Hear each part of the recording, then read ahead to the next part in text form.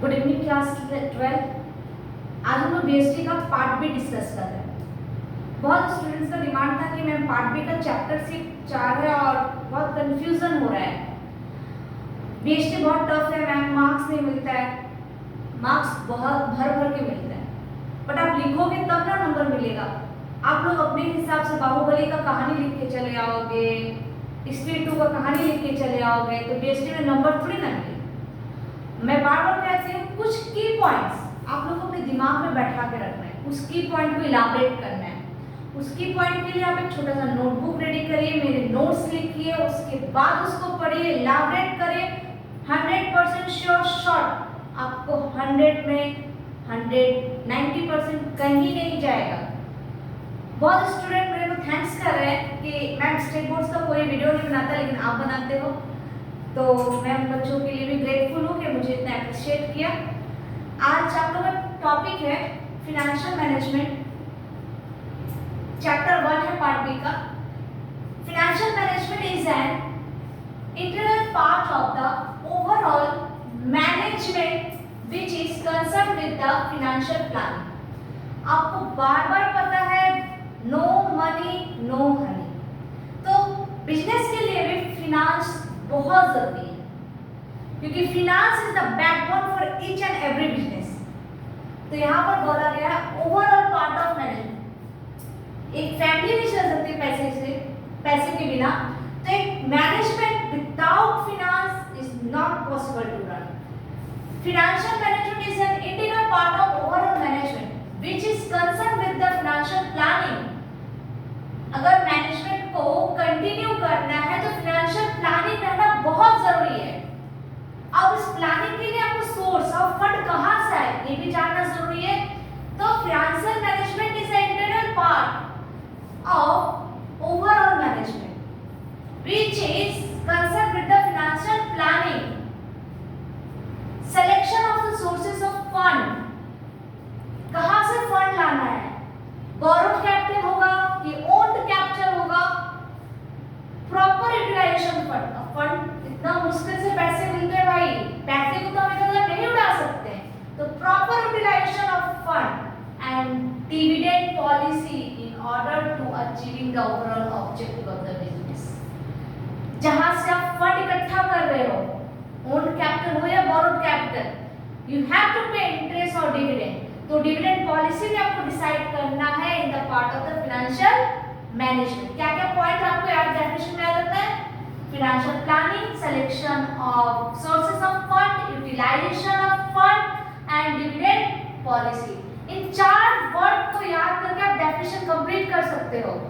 तो याद रखिए 4 पॉइंट्स और डेफिनेशन कंप्लीट करिए। विदाउट ये 4 वर्ड आपका डेफिनेशन में मार्क्स नहीं मिलेगा।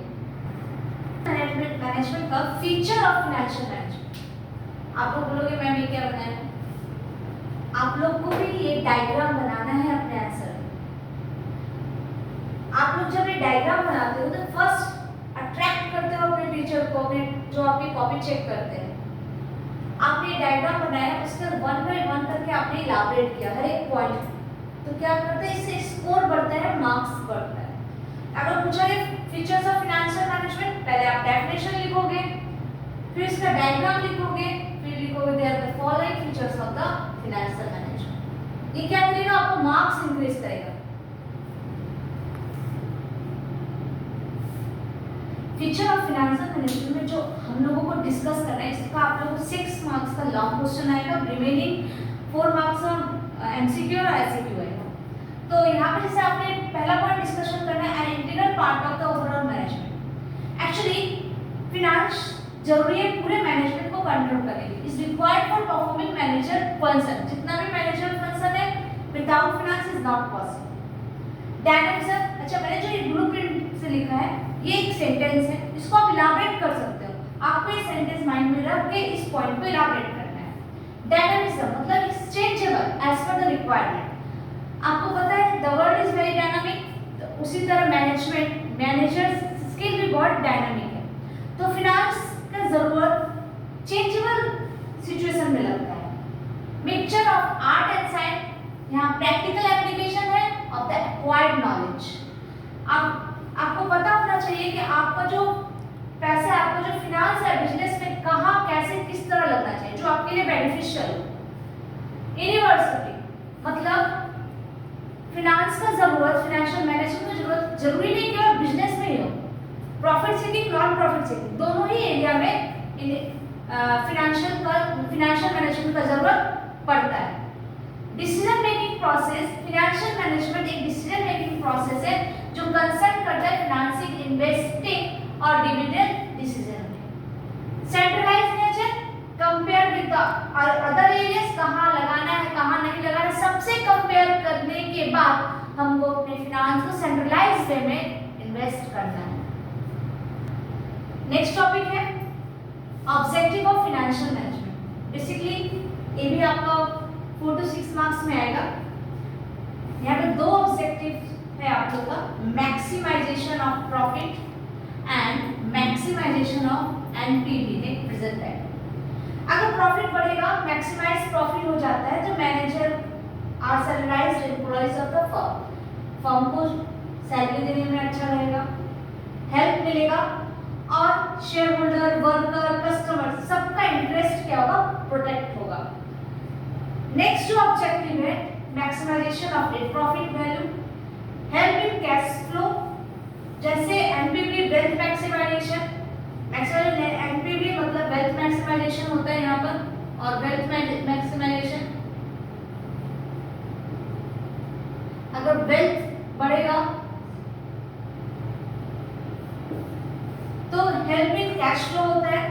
Maximisation the shareholder wealth, जो लोग आपकी कंपनी में पैसा लगा रहे हैं, आपके बिजनेस में पैसा लगा रहे हैं, उनका भी वेल्थ बढ़ेगा, उनका भी प्रॉफिट बढ़ेगा और आपका जो मनी है, जो आपका present value of the money है, उसका भी टाइम वैल्यू इंक्रीज करेगा। मतलब आज आपने 5 लाख लगा रहे हो तो फ्यूचर में उसका डबल ट्रिपल पैसा आपको मिल सकता है। तो फाइनेंशियल मैनेजमेंट का यही ऑब्जेक्टिव हो जाता है, मैक्सिमाइजेशन ऑफ प्रॉफिट और maximization of wealth. The decision, next topic हम लोग का investment decision. The decision which is taken as what would be the amount of investment is different asset in order to part of a project into action. मतलब कैसा investment हमको किस assets में करना है, किस पार्ट ऑफ में करना है, अब प्रोजेक्ट इनटू एक्शन, अपने प्रोजेक्ट को एक्शन में लाने के लिए, प्रोजेक्ट को कंप्लीट करने के लिए कितना इन्वेस्टमेंट करना है। डिफरेंट प्रोजेक्ट होते हैं कंपनीज के, कितने पैसे को कहाँ लगाना है, ये हम लोग इन्वेस्टमेंट डिसीजन लेते हैं। इन्वेस्टमेंट डिसीजन को कैपिटल बजटिंग भी बोलते हैं। और क्वेश्चन में आते हैं what are the factors affected investment decision और कैपिटल बजटिंग। तो पहले आपको डेफिनेशन लिखना है, फिर आपको फैक्टर्स को इलाबोरेट करने से। फर्स्ट फैक्टर है कैश फ्लो पोजीशन, हम लोगों को कैश का जरूरत होता है। किस लिए जरूरत होता है, हम लोग मतलब व्हाट, बिजनेस को कैश का जरूरत होता है for smooth running of the business, regular running of the business. Cost of raising fund, कहाँ पैसा इन्वेस्ट करना है उसके लिए भी हम लोगों को कॉस्ट लगता है, प्राइस पे करना पड़ता है। तो cost of capital should be minimum, जहाँ भी पैसे इन्वेस्ट करें उसके लिए कॉस्ट शुड बी मिनिमम, तभी हम लोग इन्वेस्टमेंट कर सकते हैं। रिस्क, पैसा कहाँ लगाना है, डेब्ट मतलब डिबेंचर्स मतलब बोरोड कैपिटल में लगाना है, इक्विटी मतलब ओन कैपिटल में लगाना है। तो अगर ये भी रिस्क बेयर करने के लिए हमको इन्वेस्टमेंट डिसीजन में बहुत बड़ा इंपॉर्टेंट फैक्टर्स है। States of capital market, price of the shares going up और डाउन, अगर प्राइस अप रहेगा इन्वेस्ट तो लोग पैसा उसमें ज़्यादा इन्वेस्ट करना चाहेंगे, फिर फ्यूचर में प्रॉफिट हो सकता है। डाउन होगा तो लोग पैसा इन्वेस्टमेंट करना कम चाहेंगे। The state of capital market is also the factor of investment decision. आज का रिवीजन इस चैप्टर का यहीं खत्म करते हैं। नेक्स्ट वीडियो में और रिवीजन इसका लेके आएंगे, और रिवीजन भी आप लोगों का तभी कंप्लीट होगा जब आप लोग कॉपी पेन लेके सारी चीज़ों को नोट डाउन करोगे, जो आपको हेल्प करेगा, हेल्प 100% करेगा आपके examination. Till then take care, bye.